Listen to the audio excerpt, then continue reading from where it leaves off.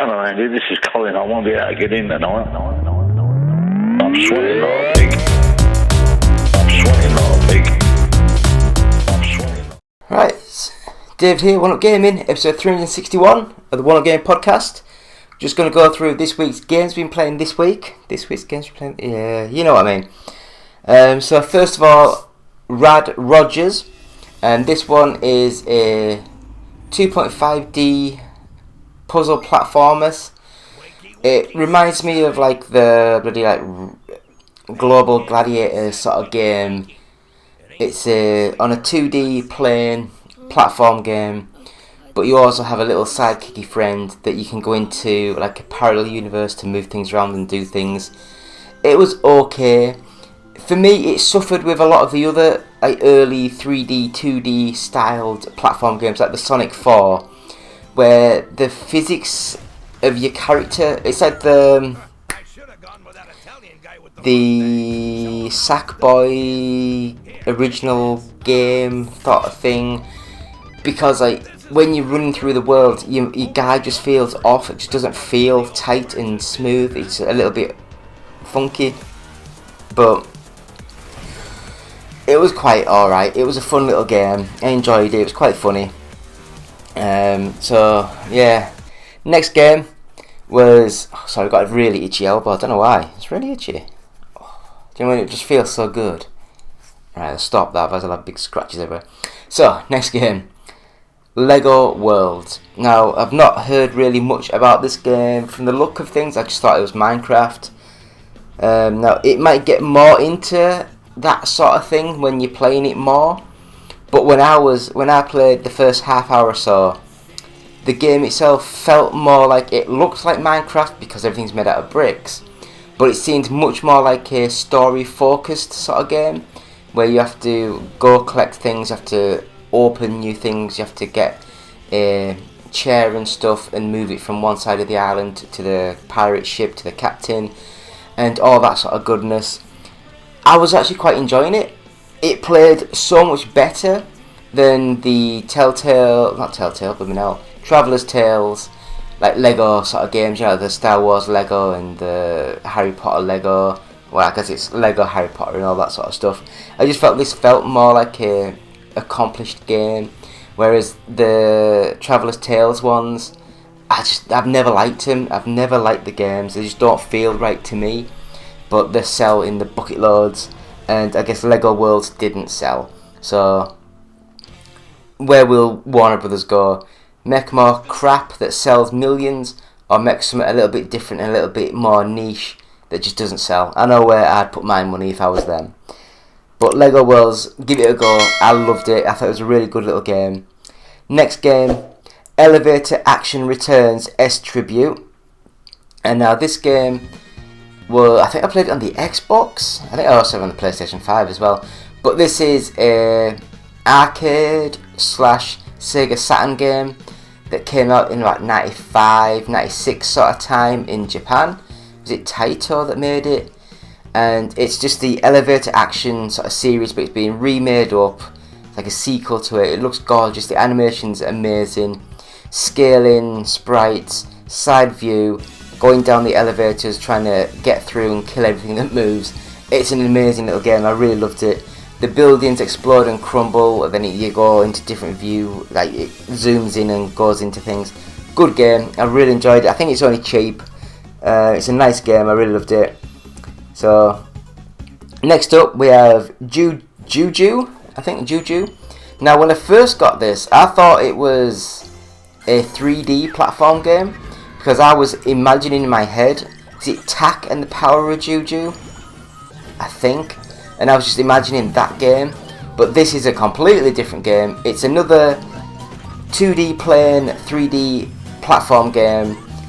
It's probably not quite as good as Rad Rogers, but it looks nice, it plays nice. More of a kiddie friendly sort of game, I would say. So if you're wanting a cheap little game for a child, like 10-year-old and younger, give it a go. It's nice art style, bright, bold and colourful and all that malark. Next game, I had to buy it just because of the name.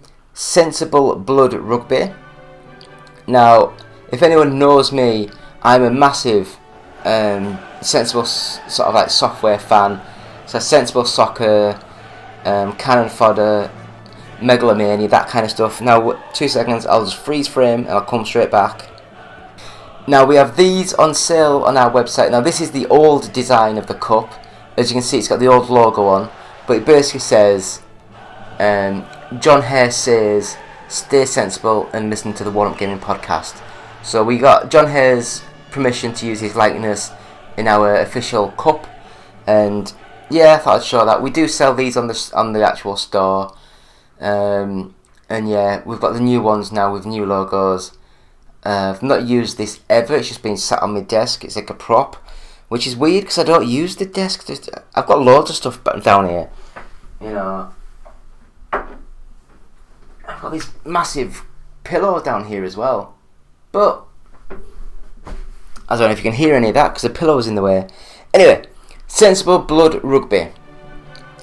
As the name suggests, yes, it does look very small, pixelated characters that you run around and jump on things, but you can do proper, you know, like, I was going to say rugby tackles, but yes, you can do proper, like, almost killing people and blood and stuff, and it's like, it wasn't too bad. It's another really basic, cheap game that the developers probably want to milk the Sensible name, if there's anyone that still remembers Sensible, sort of like soccer, and they want to put the word blood in there, so kids think, oh, it's got loads of blood, I'll buy it.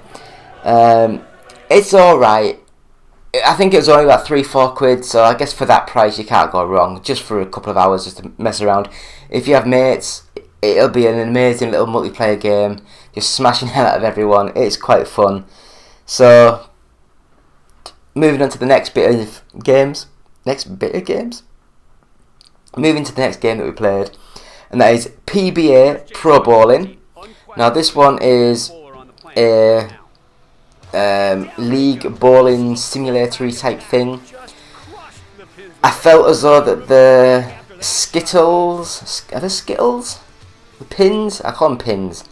The pins didn't seem to have the weight and the physics properly down. So when the ball hits them, there didn't seem to be the transfer of weight into the pins. So that kind of disappointed me. It looks okay. It looks like a shiny 360 game. You know, but then again, it's like they're not going to put a massive amounts of budget in a bloody 10-pin bowling simulator. I think this sort of game's more for the American market, because America, it's still one of the biggest weekly sports that people do, whereas in the UK it's just something you do for a party when you go to someone's like 10th birthday party. We don't really do it as sport over here. It's still quite fun, but it's not a bad little game. Again, it's only about a £5, so it's not too bad. And the last game we played this week is Tom Clancy's The Division 2. And I will say I was quite surprised and shocked at, one, how gloriously gorgeous the game looks even now, because it's a few years old now. It still looked amazing, it played amazing, the graphics is so good. I played it like basically single player, and I loved it. The fetch quest, the sort of like run around, do stuff, it really worked well. I really enjoyed what I played of the game, and what can you say, it's a really good little game. Third person, shooter, combat, loot, all that kind of goodness, and the graphics are amazing. If you can find it cheap, buy it. It's a good little game. So please stick around to the YouTube channel. We have every Monday we have the UK Top 40s. Every Tuesday we have Boostroid, buy the t-shirts online. Every Wednesday we have Which is Best. Every Thursday we have the Retro Thursday. Every Friday we have the podcast, and we have the games played this week on the Saturday, and the weekly news on the Sunday. So we'll have a quick break and come back with this week's news.